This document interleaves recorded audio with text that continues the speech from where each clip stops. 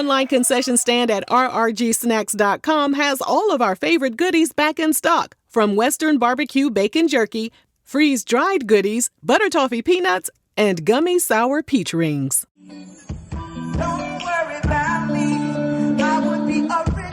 Angie Stone was among the most influential voices in contemporary R&B and neo-soul. With a career spanning several decades, she not only established herself as a powerful vocalist, but also as a gifted songwriter and producer. Her music blended classic soul influences with modern R&B, making her a staple in the genre. Sadly, on March 1st, 2025, after performing in Mobile, Alabama, her Sprinter van was involved in an accident and Angie lost her life at the age of 63. Stone's publicist Deborah Champagne tells me the singer was leaving a performance when the crash happened around 7 a.m. While her loved ones and fans mourn her passing, today we'll be taking a deep dive into her legacy and how the industry continued to betray, disappoint, and disrespect her from the start of her career and up until her final moments.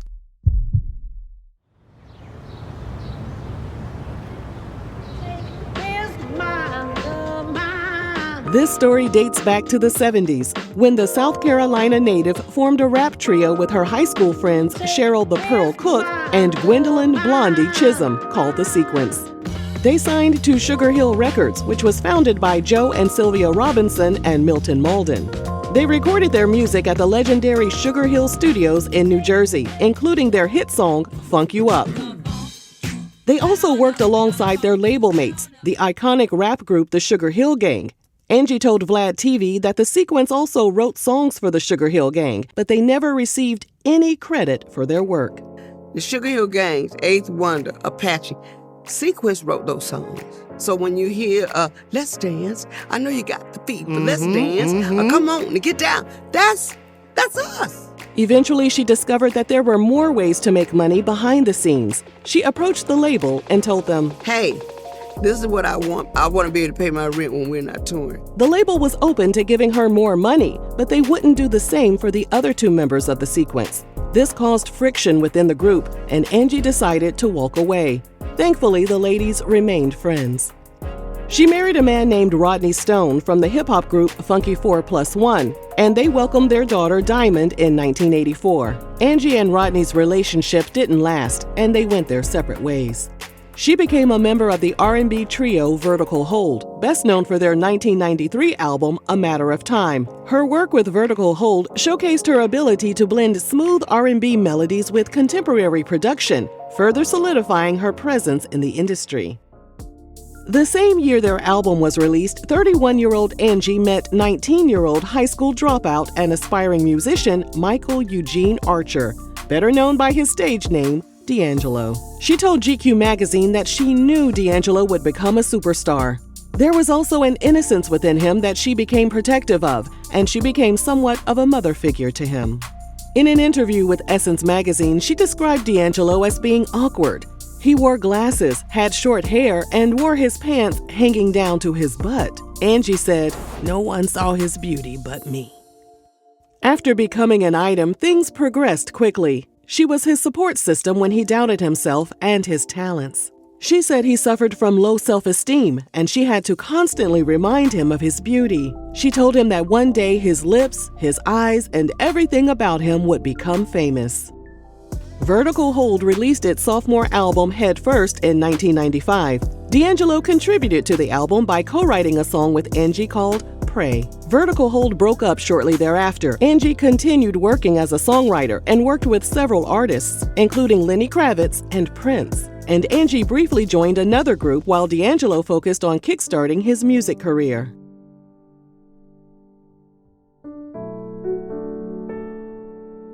As he began crafting the music that would later be featured on his debut album, Brown Sugar, Angie became his muse. Although he didn't write any songs specifically for her, she said her love, presence, and spirit flowed into his music. He signed with EMI Records and went on to create some of the most timeless R&B music our ears have ever heard. During an interview with Fox Soul, Angie said she was a really tiny girl for most of her life. However, after battling chronic high blood pressure and sarcoidosis, she was placed on steroids, and the medication caused her to gain excessive weight. Despite the changes in her physical appearance, Angie said D'Angelo's feelings towards her never changed. Angie said it wasn't until his debut album was released in 1995 that people noticed his attractiveness. After the public found out he was in a relationship with Angie, people commented that he was too fine to be with someone like her. It was a massive blow to her ego, but their love for each other was too strong to be dismantled by outside voices.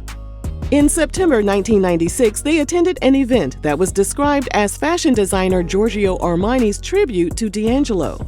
They rented a limo, and as they were approaching the venue, the car pulled over. Angie said D'Angelo was asked to get into another car, where he would be escorted inside the event by Vivica A. Fox. Angie told GQ magazine, "It was a Hollywood moment. They wanted a trophy girl. I had to walk in behind them to flashing cameras. It started the wheels turning of what was yet to come."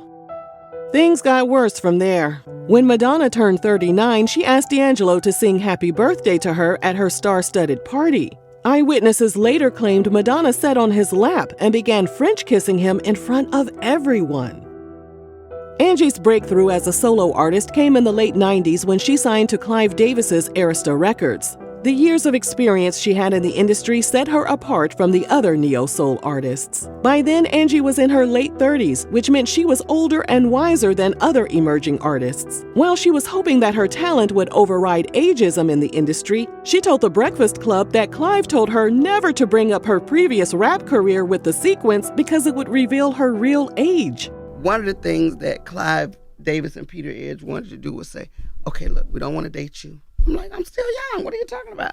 Well, we don't want to talk about all that stuff at Sugar Hill. So they kind of gag ordered me not to talk about. So they wanted to be just a brand new artist coming out. Right. Her 1999 debut album, Black Diamond, which was named after her daughter, was a critical and commercial success. It featured the hit single No More Rain, In This Cloud, which sampled Gladys Knight and the Pips' Neither One of Us Wants to Be the First to Say Goodbye. Black Diamond also featured tracks like Every Day and Life Story, further emphasizing her ability to blend classic soul influences with contemporary R&B production. The album earned her comparisons to legends like Aretha Franklin and Roberta Flack. She joined Clive at his new label, J Records, and released her sophomore album, Mahogany Soul, in 2001. The album became one of her most celebrated works, featuring the hit single, Wish I Didn't Miss You.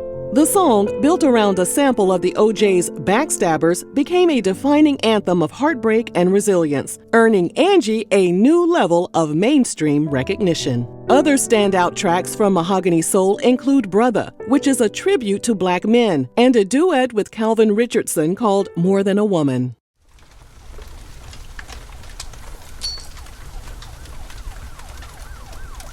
On the morning of October 12, 2002, the Sugar Hill studio burned down to the ground.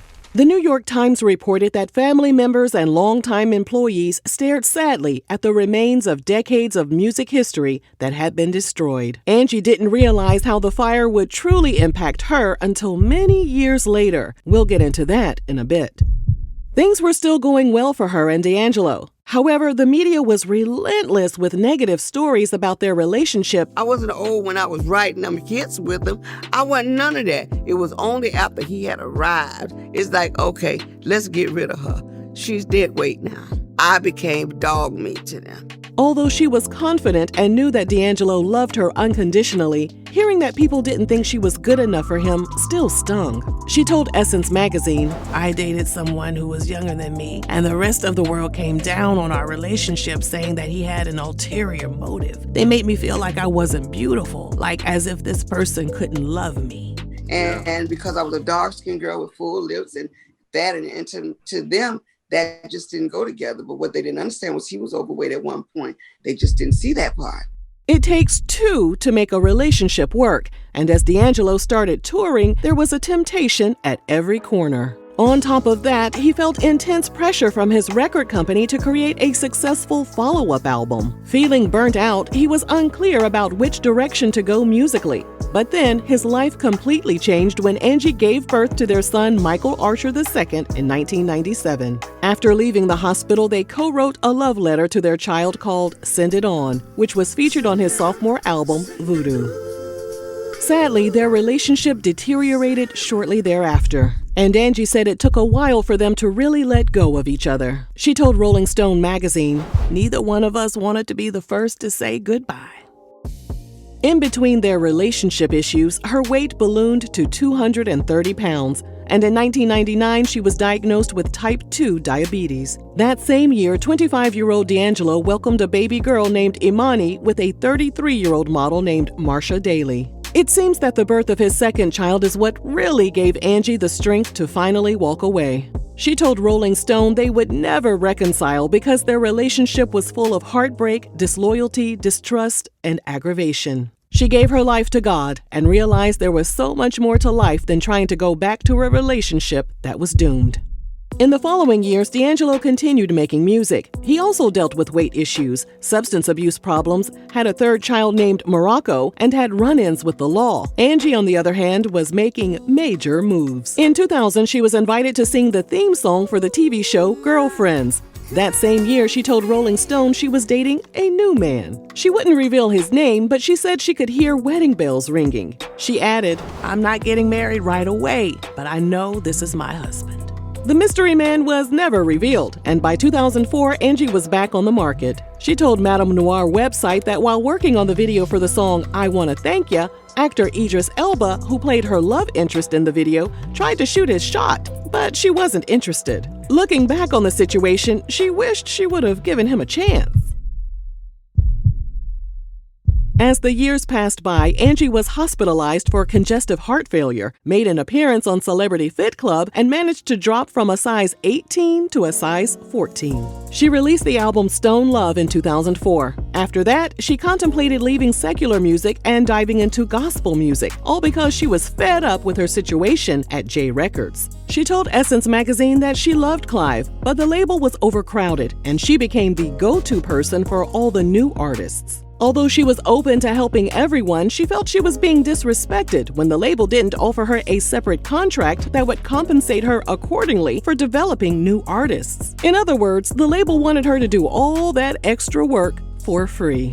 In addition to that, she felt like the label wanted to replace her with a younger and more youthful version of herself. And to do that, they needed Angie to infuse her soul into some of the label's younger counterparts, like Fantasia Barrino and Jennifer Hudson. Angie also wasn't receiving the support and marketing she needed for her own project. When she brought up her disappointment to the label, instead of working something out with her, they allowed her to walk away. By that point, Angie was done with the disrespect. She racked up a bunch of acting credits in the upcoming years, and in 2007, she released her fourth studio album, The Art of Love and War, on Stax Records. The album, which included duets with legends like Betty Wright and James Ingram, was a commercial success.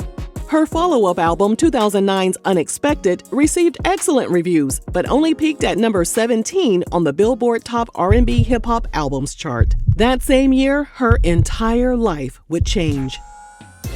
She walked into the airport and saw father of two and airline auditor Ashanti Graves working behind one of the desks. They exchanged information and talked on the phone for the next 3 months. When they met up again in person, Angie said they hugged each other, and she knew he was the man she was going to spend the rest of her life with. After 8 months of dating, she told Essence magazine they were engaged and planned to marry at the Atlantis in the Bahamas. When she was asked if she thought it was too soon to get engaged, Angie said no, because she felt like God had chosen the right man for her. Just like D'Angelo, Ashanti was a younger man, and according to Angie, he and D'Angelo had one thing in common. They were both extremely controlling. Nonetheless, Angie hired Ashanti to be her manager, and things were running smoothly at first. Ashanti also stepped in and played the role of a father figure for her children, especially the son she shared with D'Angelo. Angie said D'Angelo was so busy getting his career and his life back on track that he didn't have time to play a significant role in their son's life. And later on, when their son expressed an interest in being a musician, Angie and D'Angelo bumped heads. I think D'Angelo, however, he's got to come around and say, okay, where we are in our life, We'll just have to wait on it. Angie put her wedding on the back burner and left Stax Records to join Saguaro Road Rhythm record label. In 2013, she dropped the album Rich Girl, which sold less than 5,000 copies in its first week in the U.S. To shake things up and potentially introduce her music to a broader audience, Angie joined Season 2 of R&B Divas Atlanta in 2013. To her surprise, the show would bring out a side of Ashanti that she never expected. Sources close to Angie told the YBF website that Ashanti was having an affair with a member of the show's production team. A second source told the website that after finding out about the betrayal, Angie ended their engagement and fired him as her manager. Years later, Angie told Ebony magazine that the rumors about Ashanti cheating on her were true. But not only was he hooking up with someone on the R&B Divas production crew, but she found out he was also dating 5 other women. Angie said, "I was the only one with blinders, but when I saw what was going on, I made a decision to walk away." In November 2014, Mark Ronson and Bruno Mars released the song Uptown Funk, for which they later won 2 Grammy Awards. Angie wasn't about to congratulate them, though, because she believed the song was a complete ripoff of the Sequence's 1979 hit, Funk You Up. The Sequence moved forward with getting compensated, and their case was just one of several copyright infringement lawsuits that Mark and Bruno received for the song. Angie told Vlad TV that out of all the artists that sued Mark and Bruno, the Sequence were the only ones who weren't compensated, despite the blatant copyright infringement. She said they were asked to provide the intellectual properties of the original song. But do y'all remember the fire that burned down Sugar Hill Studios back in 2002? Well, Angie told Vlad TV that all of the evidence perished in the fire. To make matters even worse, the Robinsons and 2 out of their 3 children were deceased by that point, so there was no one to vouch for the Sequence in their case. Still, Angie felt that someone could have stepped up for them, but everyone turned a blind eye. The ordeal introduced her to the two-faced nature of the industry. Angie signed with Shinachi Entertainment, and her 7th studio album, Dream, was released in 2015. The album peaked at number 59 on the Billboard charts. 2015 also brought along some major drama for her and her family. In March 2015, she was arrested for knocking her daughter Diamond's teeth out during an altercation. Angie admitted hitting her daughter in the mouth with a jewelry stand out of self-defense, but said her daughter's teeth were rotting out of her mouth long before the fight. And when you have an altercation as such, you can bite down on your lip, and if a tooth is already brittle and decaying, it's coming out. You know, when you fight and you like this, you're doing something with your mouth. See ya, Angie. See. She switched labels again and signed with Golden Lane Records to release her 8th studio album, Covered in Soul, in 2016. That same year, VH1 released the Hip Hop Honors to celebrate the pioneers of the genre. After realizing that the Sequence had been snubbed, Angie issued a press release expressing outrage, hurt, and disappointment that they were looked over once again. In 2019, Angie was on the move again and signed with Conjunction Entertainment in a partnership with Cleopatra Records to release her 2019 album, Full Circle, followed by her final album in 2023 called Love Language. In July 2023, she had to address a horrible death hoax that was placed on her after a video of her looking frail in a wheelchair was shared online. Let me just make it very clear that my attorney, Mr. Antavius Weems, we are in pursuant of the people who have started this nasty rumor, addressing the issue with the head wrap and the wheelchair. First of all, I'm a human being. I had a twisted ankle. Number 2, for all of the haters that are trying to deflect from my album, Love Language, with this horrible rumor that I've died, you have gone amok for a couple of weeks now. We thought you'd take it down, but you continuously ride the wave as if it's true. Before you go and dig a hole for me, dig one for you and all the other people that's following your stupidity, because it's too easy to check to see if somebody is really alive or dead. And then in December 2024, she hopped back on Instagram Live to tell her fans she had a blood infection that left her hospitalized and unable to perform. The nurses began to tell me that I was screaming for Jesus, because when I went down, I'm sorry, I didn't know that, I didn't know what was happening. Thankfully, after 2 weeks, the infection cleared up. However, Angie said that as she was getting better, she learned that Universal Music Group, also known as UMG, had stolen her royalty payments. After 45 to 50 years in the business, the worst thing that could happen,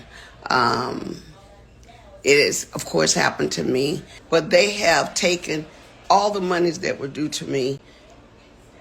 They have basically absorbed in that company. And even though there's several class action lawsuits, people that were working on my behalf never even registered the songs. All the songs that I've done, I'm only coming to find out they were not properly registered. Because if you only knew how much money they have taken from me, how much they have stolen from me, monies that I'm supposed to be, I should have been able to retire 20 years ago. Her allegations highlight ongoing concerns within the music industry regarding transparency and fair compensation, something that Angie was allegedly a victim of multiple times throughout her career. As of this video, it's unclear if she and her reps have already put the ball in motion to recoup the money that was owed to her. Until her final days, Angie was still performing as much as possible despite her health issues. In a 2019 interview with Big Issue North website, she said she wanted to take a break, but she had too many people depending on her. She said, I have a family to feed. I have 2 kids and 2 grandkids. I have no husband. I have 1 parent that I take care of. So I can't quit because they all depend on me. Whereas I would like to settle down and have an easy life, it's almost impossible because so much of the weight is on me. I keep on going because of my family. Less than 3 months after exposing UMG for allegedly stealing her royalties, Angie left a performance in Mobile, Alabama, and was on her way to Baltimore in a Sprinter van with 8 people, including her crew and backup singers. According to TMZ, the van crashed on the interstate. She was on her way to do what she loved the most, but sadly, she was the only one who didn't survive. She passed away at the age of 63. Angie's impact on R&B and rap music is undeniable, and her commitment to authenticity has made her a beloved figure in the music world. She will be remembered for her contributions to the industry, including her songwriting skills, multiple Grammy nominations, and Soul Train awards. Her career is a testament to talent, perseverance, and an unwavering commitment to staying true to her craft, despite being looked over by those who failed to acknowledge her greatness before her transition. Thank you, Angela Laverne Stone, for all of your amazing contributions to the music industry. Your memory and your music will live on forever.